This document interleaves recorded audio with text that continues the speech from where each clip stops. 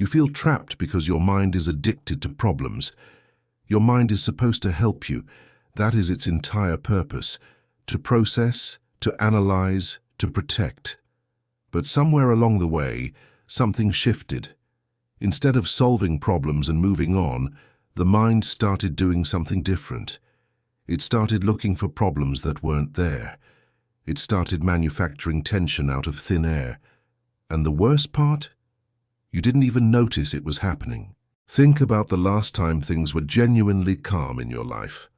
No urgent deadline, no conflict, no crisis. Just a quiet evening, an ordinary day, nothing demanding your attention. What happened inside you? If you're honest, you probably didn't feel peace. You felt something closer to unease, a restlessness without a clear cause, a sense that you were forgetting something, missing something, or that something was about to go wrong. And before long, your mind found something to attach to, a conversation from last week, a decision you haven't made yet, a worry about next month. Suddenly the calm was gone, and the mental noise was back. Here is the question nobody asks. What if that wasn't an accident? What if your mind didn't drift back to tension because life is complicated?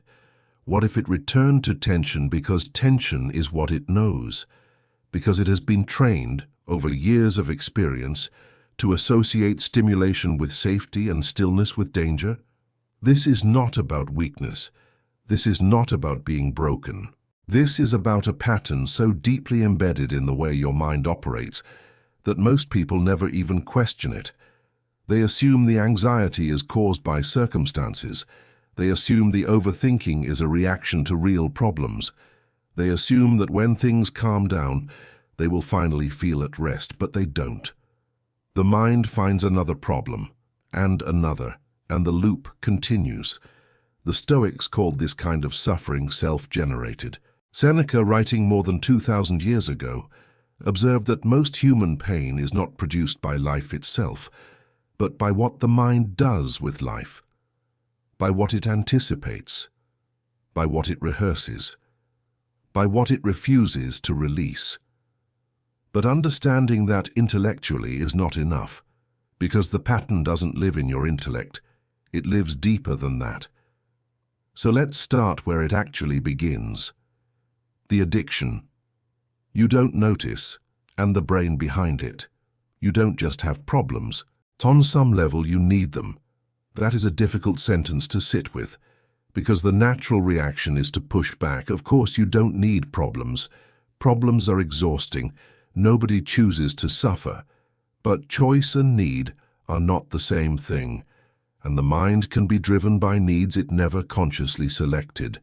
Here is what this actually looks like in daily life. You finish a stressful week, the pressure lifts, and instead of settling into relief, something inside you stays activated. You start reviewing what happened, replaying conversations, questioning decisions, or you shift the anxiety forward toward next week, next month, the next thing that could go wrong. The stress didn't end, it just changed targets. This is not random. This is the mind doing what it has been conditioned to do. When the brain spends long enough in a state of alertness, that state stops feeling like stress and starts feeling like baseline. It becomes the normal. And when normal is disrupted, when calm arrives, the nervous system doesn't register it as rest. It registers it as something missing, a signal that something is off. And so it searches, it scans, it finds. Here is the biological layer underneath this. For hundreds of thousands of years, the primary task of the human mind was not to feel good. It was to stay alive. And staying alive required one thing above all else, the ability to detect threats before they arrived. The brain that paused to enjoy the scenery while a predator was approaching did not survive. The brain that was always scanning, always anticipating, always slightly on edge, that brain survived. So, here you are, carrying the most sophisticated survival instrument ever produced by evolution. A brain that can model the future, simulate outcomes, identify risks that haven't materialized yet. a brain that, by design, defaults to vigilance. The problem is that you no longer live in the environment that shaped it. The predators are gone, but the mechanism stayed. The brain still scans, still searches, still asks, every few seconds beneath conscious awareness, what is the threat here? What could go wrong? And when the environment offers no real threat, the brain doesn't shut down the search. It turns inward. It begins scanning your choices, your relationships, your future, your past. It starts generating threats from the only raw material available, your own thoughts. This is the moment where the survival mechanism becomes the source of suffering, not because the brain is malfunctioning, because it is functioning exactly as designed, in an environment it was never designed for. Epictetus observed that the mind, when left without discipline, defaults to expansion. It reaches for more to worry about, not because worry is pleasant, but because the mind mistakes activity for productivity, mistakes movement for progress, mistakes tension for engagement with life. And here is where it becomes genuinely uncomfortable. The problems you return to are rarely new. They are variations, slightly different costumes on the same underlying anxiety, the same fear of not being enough, the same worry about the future, the same loop, wearing a different mask, convincing you each time that this version is urgent and real and deserves your full attention. That repetition is not a sign of diligence. It is a sign of addiction. Not in a metaphorical sense, in a functional sense. The brain returns to what it knows, it returns to what gives it stimulation. And if stimulation has been delivered consistently through tension, then that is what the brain will keep seeking. The pattern disguises itself as responsibility, as preparation, as caring. The person who replays conversations isn't neurotic, the mind says. They are being thoughtful. The person who worries about the future isn't anxious. They are being realistic. But if the thinking were actually productive, it would reach a conclusion and stop. It doesn't stop, it circles. And that circularity is the signal. So, what made peace feel so unfamiliar in the first place? When peace feels wrong. Calm should feel like relief. Every instinct says so. After stress, after effort, after noise, the body and mind should welcome stillness, and yet, for most people, genuine calm doesn't feel like relief. It feels like something is wrong, not dramatically wrong, not in a way that announces itself clearly. It's more like a low hum of discomfort, a vague sense of incompleteness, an itch you can't locate, and without realizing it, you start filling the silence. You reach for your phone. You replay a recent conversation. You begin mentally drafting a response to an email you haven't received yet. You invent a scenario just to have something to think about. This is not restlessness. This is self-regulation. This is the mind restoring its familiar internal environment, because the mind doesn't evaluate states as good or bad. It evaluates them as familiar or unfamiliar.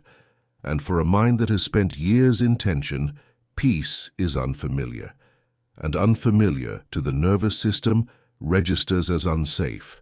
Think of it this way. Imagine someone who has lived for years near a loud highway. The sound of traffic becomes part of their baseline. When they move somewhere quiet, they often can't sleep.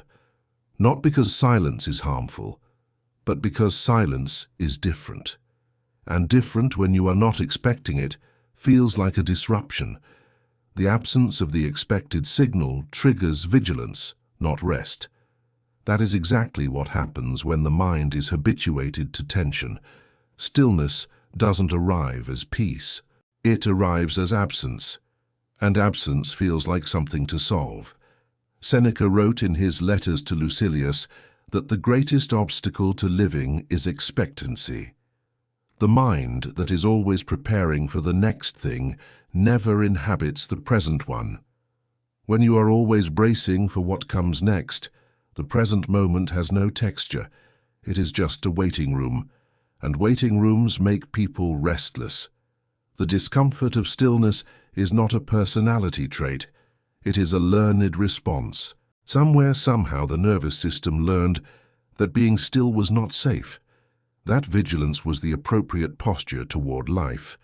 Maybe it came from a childhood that demanded alertness, maybe from years of high-pressure environments, maybe just from decades of consuming information at a speed that rewired the expectation of stimulation. It doesn't matter much where it came from. What matters is what it produces now. Because the person who cannot tolerate stillness will always find something to be anxious about. Not because their life is unusually difficult, but because their nervous system is performing a function. It is filling the quiet with noise. And as long as that continues, peace will always feel like the wrong answer to a question the mind keeps asking. You don't think. You loop. There is a difference between thinking and looping. Most people never make that distinction. They assume that because their mind is active, something productive is happening. That because a thought feels urgent, it must be leading somewhere. But urgency and direction are not the same thing. And a mind in motion is not necessarily a mind making progress. Here is what looping actually looks like. You have a concern, a relationship, a financial decision, something you said. You begin thinking about it. You examine the details, consider different angles, arrive at something close to a conclusion, and then a few hours later, you are back at the beginning. Same concern, same details, slightly different angle. The mind acts as if this is a new examination, as if this time the result might be different. It never is, because the loop is not designed to produce results. It is designed to produce the sensation of engagement. When you return to the same thought pattern repeatedly, the brain begins to recognize it. And recognition feels like understanding. It feels like knowledge. It feels on some level like control. The loop convinces you that you are managing the problem by continuing to think about it. That stepping away would be irresponsible. That resolution is always just one more round of analysis away. But look at what actually happens. Each time you revisit the loop, you don't reach a new conclusion. You reach a familiar state, the same emotional texture, the same tension, the same unresolved sense that something needs to be handled. And that unresolved feeling is what pulls you back the next time. Not insight, not progress, the absence of closure. Epictetus addressed this with a precision that feels almost uncomfortable. He wrote in the Discourses that the only thing truly within your power is the way you use your impressions, not the impressions themselves, not the thoughts that arise, but the choice of whether to engage with them or to let them pass. That distinction, he argued, is the entire domain of human freedom. Everything else falls outside it. The loop is a failure to exercise that freedom, not a moral failure, a habitual one. The mind receives a thought and immediately treats it as an instruction, as something that demands engagement. So it engages. And by engaging, it confirms the thought's authority. And the thought returns with more confidence the next time. Here is the specific experience that most people recognize but never name. You've already thought about this before. You have gone through this exact sequence of concerns, examined these exact details, but your mind approaches it again as if it's fresh, as if this time something different will be found, and the reason the loop persists has nothing to do with intelligence. Highly intelligent people are often the most trapped because the mind has more material to work with, more variables to introduce, more convincing reasons to stay engaged just a little longer. The loop doesn't feel like a trap. It feels like thoroughness, and that disguise is exactly what makes it so difficult to step out of. But there is something underneath the loop that nobody talks about, something the mind is actually protecting by keeping itself occupied. The hidden reward of suffering. Nobody would choose to suffer if suffering offered nothing in return. That seems obvious. But the less obvious truth is that suffering does offer something, and until you understand what that something is, You cannot understand why the mind holds on to it so tightly. Problems give you a sense of purpose, not in an abstract way, in a very immediate, functional way. When you have a problem, you have something to direct your attention toward, something to organize your thinking around. Problems give the day a shape. They give the mind a job. They create a narrative in which you are the central character, navigating something difficult, working toward resolution. Without problems, there is none of that. Without problems, there is just life as it is. Undramatic, quiet in a way that offers no clear role to play. And that is precisely what the mind finds unbearable. Think about what happens when someone who has been under enormous pressure for a long time suddenly finds themselves without that pressure. The project ends. The crisis resolves, and instead of feeling relief, they feel empty, disoriented, purposeless, and within days, sometimes hours, they have found a new problem to attach to, a new source of urgency to organize their energy around. Jung wrote in Man and His Symbols that the psyche is not content with passive experience. It needs to participate. It needs to feel that it is doing something with the material of existence. And when no real drama is present, the unconscious will manufacture one. Not out of malice, out of necessity. The psyche needs movement, and suffering, whatever else it is movement. But there is something even more uncomfortable beneath this. Problems don't just give you purpose, they give you identity. The person who is always dealing with something, always navigating difficulty, always carrying more than others, that person knows who they are. They are the one who handles things, the one who doesn't give up. And that identity, built slowly over years, becomes something the mind will protect. Because threatening the identity is more frightening than experiencing the suffering.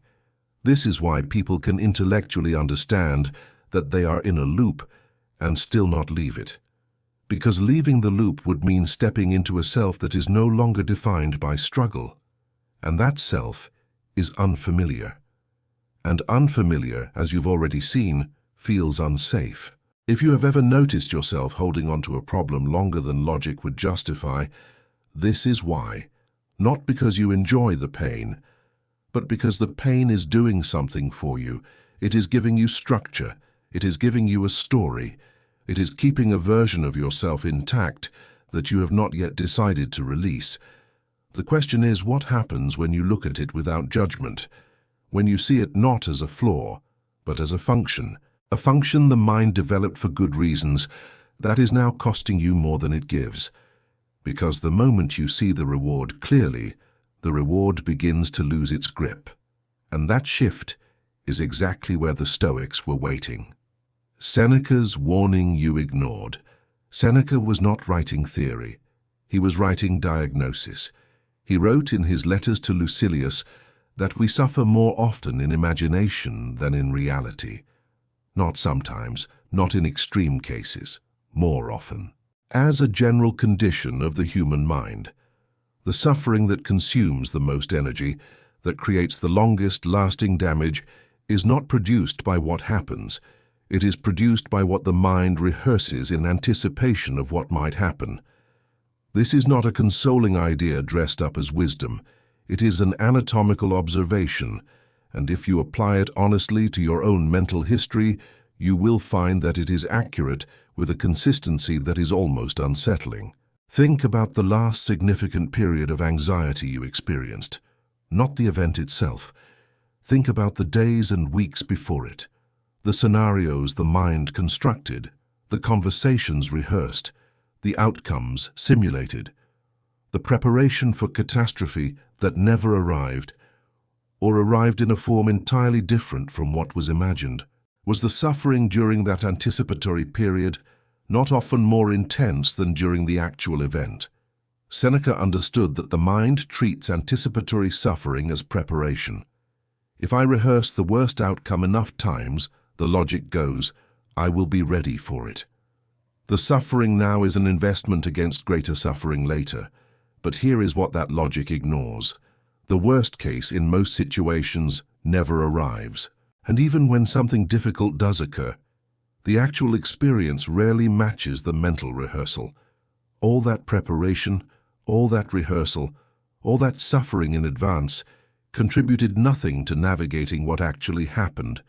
It only contributed to exhausting the present. Seneca was not suggesting you ignore genuine risks or refuse to plan. He was pointing at the difference between rational preparation and compulsive anticipation. Rational preparation looks at a real situation, assesses it honestly, and takes whatever action is available. It has a beginning and an end. Compulsive anticipation has no end. It feeds on itself. And the mind, instead of becoming more prepared, becomes more entangled. The Stoic framework draws a sharp line here. What is real right now in this moment? Not what might become real, not what could have been. What is actually present that demands your attention? For most people, sitting with that question reveals something unexpected. The present moment is almost always manageable. The suffering is almost never happening right now. It is happening in a projected future or a revisited past. And both of those places are constructions of the mind, real in their emotional texture, not real as actual experience. Seneca's warning was not gentle. He was offering a confrontation. The life you spend suffering over imagined threats is a life you are spending. You are not pausing it. You are not saving it for later. You are living those hours, and you are living them in a place that does not exist. The identity built on tension. There is a version of yourself you have been carrying for a long time, not the version you chose consciously, a version that formed slowly through repetition, through response, through the accumulated weight of years of living in a particular way. And this version has a defining characteristic. It is built around tension. You are the one who worries, the one who carries the weight of things, the one who stays alert when others relax, who keeps thinking when others have moved on, who feels responsible for outcomes that haven't happened yet. This is not something you decided to become, but it is something the mind learned to maintain, because identity, once established, becomes self-reinforcing. The mind doesn't just reflect who you are. It actively works to keep you consistent with who you have been. When a pattern repeats long enough, it stops being a behavior and becomes a characteristic. It stops being something you do and becomes something you are.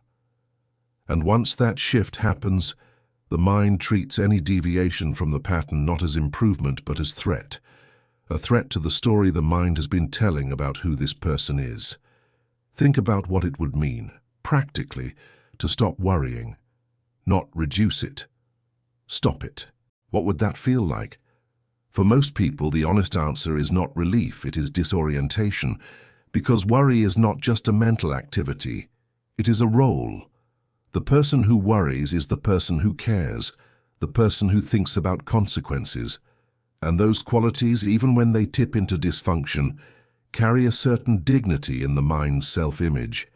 If you stopped worrying, you wouldn't recognize yourself. That sentence sounds dramatic, but for many people it is simply accurate. Jung described this dynamic in terms of the persona, the functional identity the psyche constructs to navigate the world. The persona is not false in a deceptive sense, but it can harden. It can become less a flexible adaptation and more a rigid structure that the ego defends at all costs. Not because the structure is working, but because the ego has confused the structure with the self. The person identified with tension doesn't just experience stress. They need it to feel real. Without it, there is a quality of absence that is difficult to name. A sense that the self has gone quiet in a way that feels less like peace and more like disappearance. This is why insight alone rarely breaks the pattern. You can understand intellectually that the worry is excessive. You can recognize the loop, and then 10 minutes later, you are back inside the pattern. Not because you forgot what you understood, but because the pattern is not maintained by ignorance. It is maintained by identity, and identity does not yield to information. What identity yields to is something slower and more uncomfortable. The gradual accumulation of moments in which you notice the pattern running and choose, not forcefully, but through simple awareness, not to feed it. Over time, that creates distance between the self and the pattern. It introduces a gap, and in that gap, a different question becomes possible. Not who am I when I'm anxious, but who am I when I'm not? Epictetus and the brutal line. Epictetus did not write his philosophy down himself. He was a former slave who taught in a small school in Nicopolis, and what survives of his thinking was recorded by his student Arrian in a work known as the Discourses, later condensed into a short manual called the Enchiridion, the Handbook. These were not texts for academic study. They were practical instruments, tools for daily use in the middle of ordinary life. And the opening of the Enchiridion delivers what is perhaps the most functionally useful sentence in the history of philosophy. Some things are in our control, and others are not. That is the line, 6 words in most translations. And it sounds simple to the point of being obvious. Of course, some things are in your control and others aren't. Everyone knows that. But knowing it and living it are entirely different things. And Epictetus was not interested in whether you knew it. He was interested in whether you were actually applying it, moment to moment in the middle of real experience. Because here is what applying it actually requires. It requires you to stop in the middle of a worry and ask a question the mind intensely resists. Is this thing I am trying to control actually within my control? Not in theory. Right now. This specific concern, this particular outcome I am trying to think my way into securing, does it belong to the domain of what I can actually influence? Or does it belong to the domain of what I cannot? Epictetus was unsparing about what falls outside your control.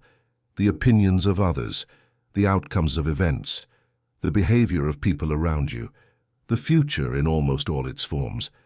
These are not yours to manage. Trying to manage them is not diligence. It is confusion about the boundary of your own agency. And that confusion, Epictetus argued, is the primary source of human suffering. Not loss, not failure, not difficult circumstances. Confusion about what belongs to you and what does not. Think about what you spent mental energy on in the last week.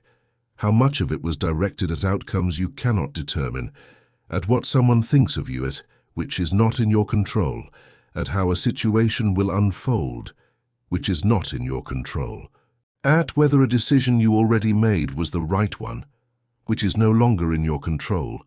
The exhaustion you feel is not produced by life. It is produced by the continuous attempt to govern territory that was never yours to govern. Epictetus did not offer this as a reason to become passive. He was precise about what does belong to you, your judgments, your intentions, your responses, your relationship with your own inner states. These are genuinely yours, and directing your attention toward them, instead of toward the endless field of things outside your control, is not resignation. It is the only form of engagement that can actually produce something. What makes this brutal is not the idea itself. The idea is almost elegant in its simplicity. What makes it brutal is the honest inventory it demands. Because when you actually look at where your mental energy goes, most of it is directed outward, toward outcomes, reactions, futures, other people's choices, and almost none of it is directed at the one domain where your agency actually lives. If the exhaustion comes from trying to control what cannot be controlled, then releasing that effort doesn't leave you with nothing. It leaves you with something that has been there the entire time, waiting beneath the noise. Something that silence was always trying to show you. If only you had been willing to stop running from it. The silence you keep escaping.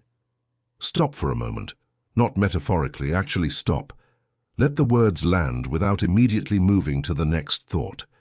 Let there be a brief pause between what was just said and what comes next. That pause, that small window of stillness, is what this entire section is about. And the fact that it feels slightly uncomfortable, slightly too slow, slightly like something is missing, is not an accident.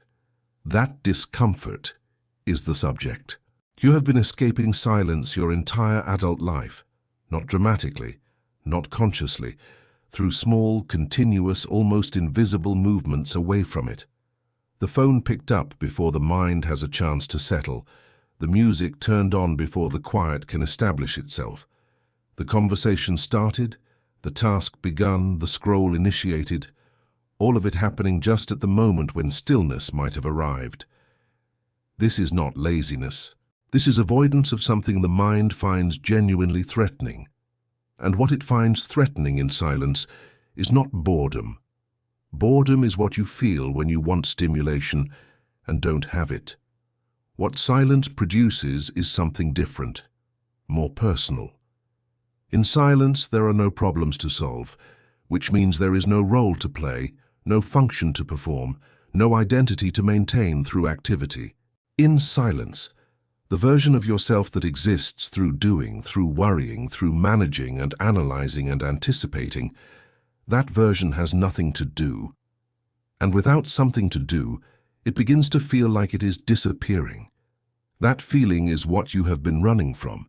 Marcus Aurelius returned to this throughout his meditations, not as a prescription for others, but as a discipline he imposed on himself. He wrote that nowhere can a person find a quieter or more untroubled retreat than in their own soul. He was not describing a pleasant experience. He was describing something that required deliberate practice, something that didn't arrive naturally, even for a Roman emperor with philosophical training and decades of Stoic discipline. It had to be chosen, repeatedly, against the mind's preference for motion. But here is the question that silence actually asks. Not what should I be doing, not what am I missing? Those are the questions the mind imports into silence from the outside. The question that silence itself asks, when you stop running long enough to hear it, is simpler and far more destabilizing. Who are you when you are not performing anything? Not who you are in your relationships, not who you are at work, not who you are when you are solving a problem or carrying a burden. Who are you in the absence of all of that? What remains when the activity stops and the noise clears and there is nothing left to manage?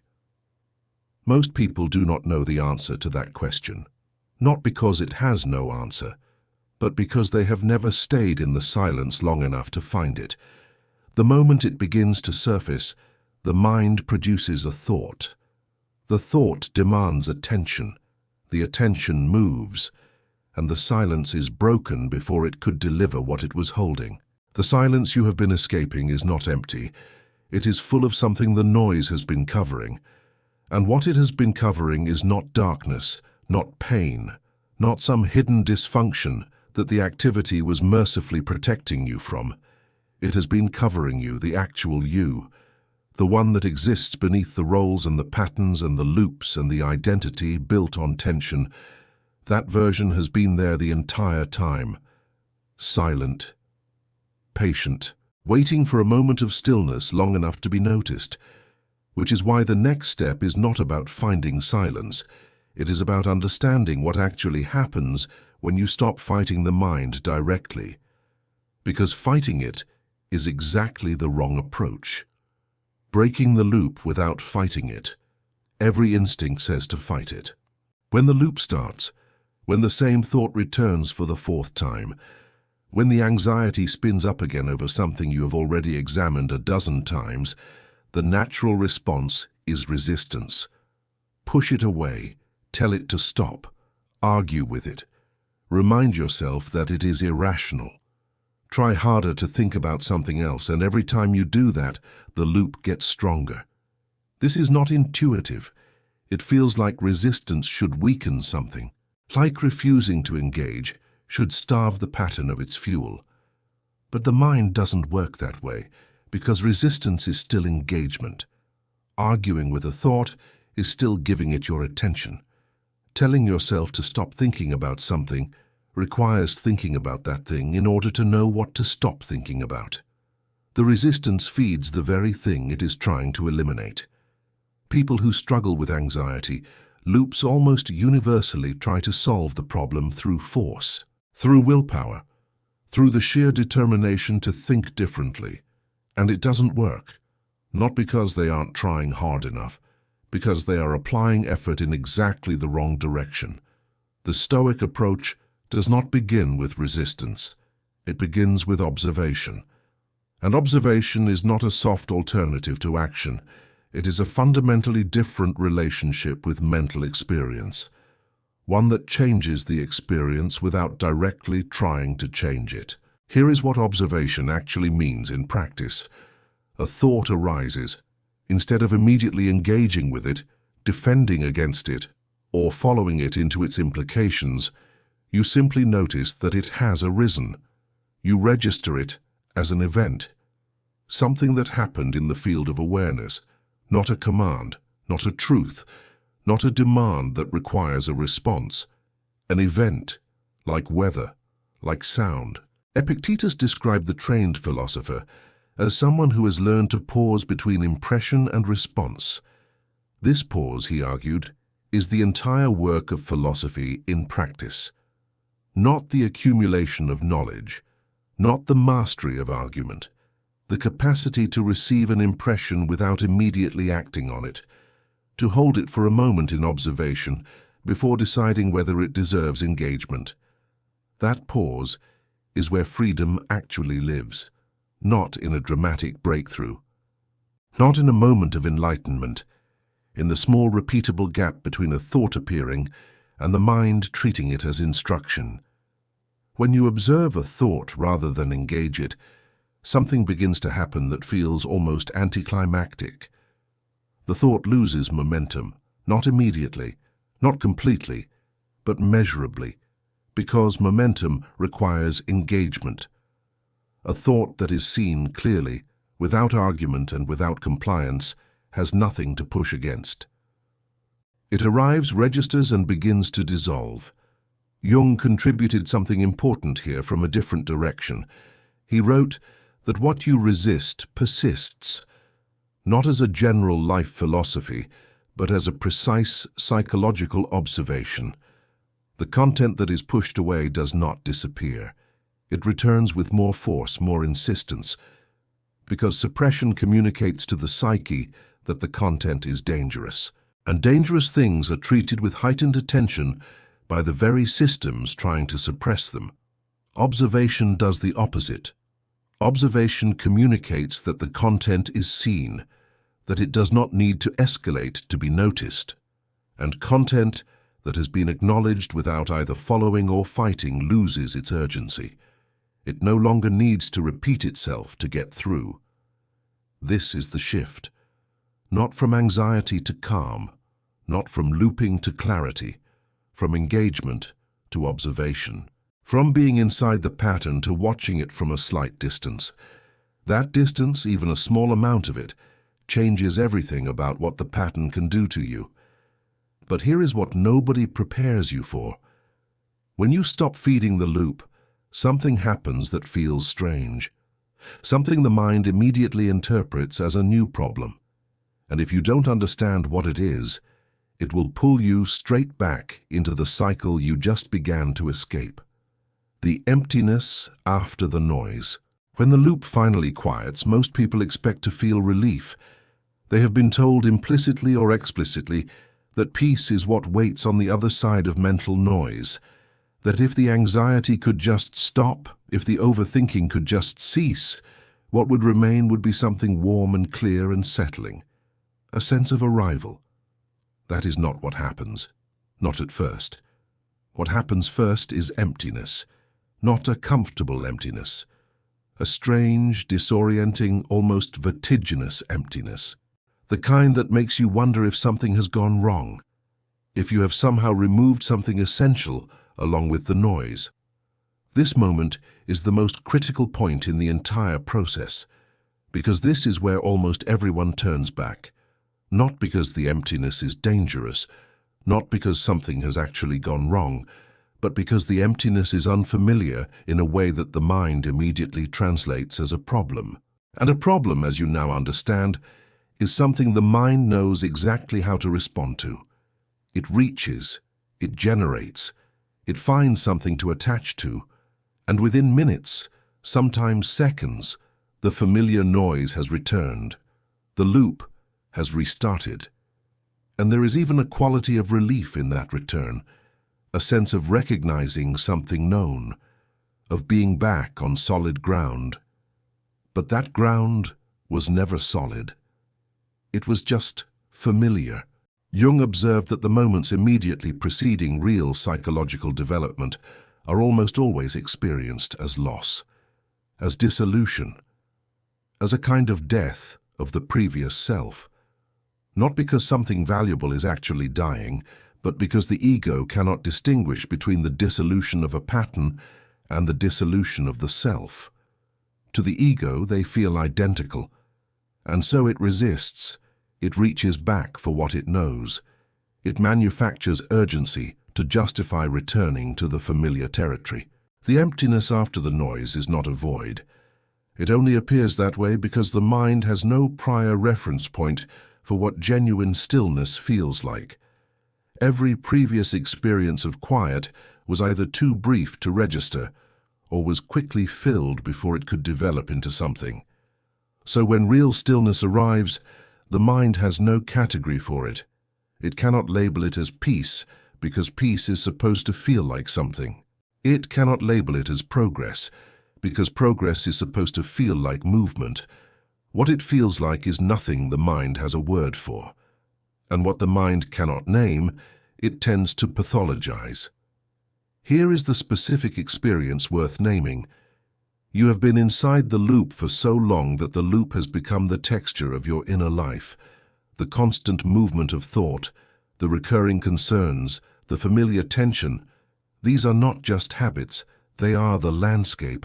And when that landscape changes, when the familiar features begin to recede, what you are left with is not a better landscape. Not immediately. You are left with open ground, unmarked, without the structures you used to navigate by. That open ground is what most people mistake for emptiness, but it is not empty. It is spacious. And spaciousness, for a mind that has spent years in constriction, feels wrong precisely because it is right. The question that arises in that space is the most honest question the self has ever been asked. Not what should I do, not how do I fix this, simply what is actually here when everything I constructed is no longer running? And that question, held without immediately trying to answer it, does something the mind cannot do for itself. It allows the self to become visible, not as an idea, as a direct experience of what remains when the noise has finally cleared. And what remains is not nothing. It never was. You were never trapped. Everything explored in this video has been pointing at one realization, not as a conclusion to be reached at the end, but as something that has been true the entire time, something that was always present beneath the patterns, the loops, the identity built on tension, the imagined suffering, the escaping silence. You were never trapped. The trap felt real. It had weight and texture and emotional urgency. It had a history and a logic and a set of deeply personal justifications. It produced genuine suffering. None of that is being minimized. But the trap was not a cage built around you by circumstances. It was a pattern running inside a mind that forgot it had the capacity to observe itself. That distinction is not a philosophical technicality. It is the most practical thing in this entire video. Because a cage built by circumstances requires circumstances to change before you can leave. But a pattern running inside a mind that can observe itself requires only one thing: the observation. The Stoics did not promise a life without difficulty. Marcus Aurelius governed an empire through plague, war, betrayal, and personal loss. Epictetus was a slave. Seneca faced exile, financial ruin, and ultimately a forced suicide ordered by the emperor he served. These were not people theorizing about hardship from comfortable distance. They were people who found, through sustained practice, that the quality of inner life is not determined by external conditions. That freedom is not the absence of difficulty. It is independence from the belief that difficulty determines what is possible inside you. That independence begins with exactly what has been described here, the recognition that the mind is not you, that thoughts are not commands, that the pattern running in the background of your life is not your identity, even if it has shaped your experience of yourself for years. It is a learned response, a functional structure that developed for reasons that made sense at the time. And like any learned response, it can be observed. And what can be observed can gradually be released, not through force, not through the kind of determined self-improvement effort that is just another form of the same controlling energy that created the loop in the first place. Through something quieter, more patient, the steady practice of noticing what the mind is doing without becoming what the mind is doing. This is what the Stoics called the discipline of assent, the capacity to receive an impression, a thought, a fear, a worry, and choose, consciously, whether to give it your agreement, whether to follow it into its implications or to observe it and let it pass. That choice, practiced consistently, is not a minor adjustment to your mental habits. It is a fundamental shift in the relationship between the self and the mind.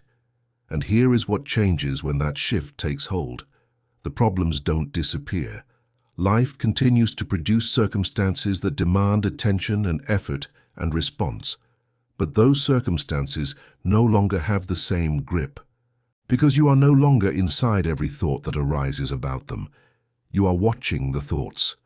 And from that watching position, the thought that previously felt like reality reveals itself as what it always was. An interpretation, a construction, one possible response to experience among many. That recognition does not make problems trivial. It makes them proportional. It returns them to their actual size instead of the size the looping mind inflates them to. And with that proportionality comes something that the constant engagement with mental noise was always preventing. The capacity to actually respond to what is real, rather than to what the mind is rehearsing about what might become real. Seneca wrote, near the end of his life, that it is not that I am brave, it is that I know what deserves my fear. That sentence is the entire practice in one line, not the elimination of concern, the refinement of it, the ability to distinguish between what is real and what is rehearsed, between what is present and what is projected, between what belongs to you and what the mind invented to keep itself occupied. You were never trapped by your life. You were circling inside a pattern that the mind kept recreating because it had learned to mistake activity for living.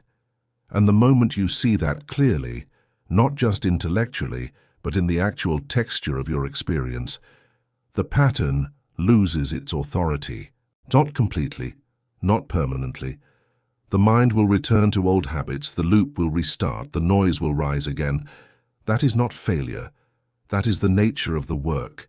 Each time you notice, each time you observe instead of engage, each time you let a thought pass without following it into the familiar territory, you are doing the only thing that actually changes anything. You are choosing, in that moment, not to feed what traps you. And the mind that creates the prison, as you now understand, also holds the key. It always has.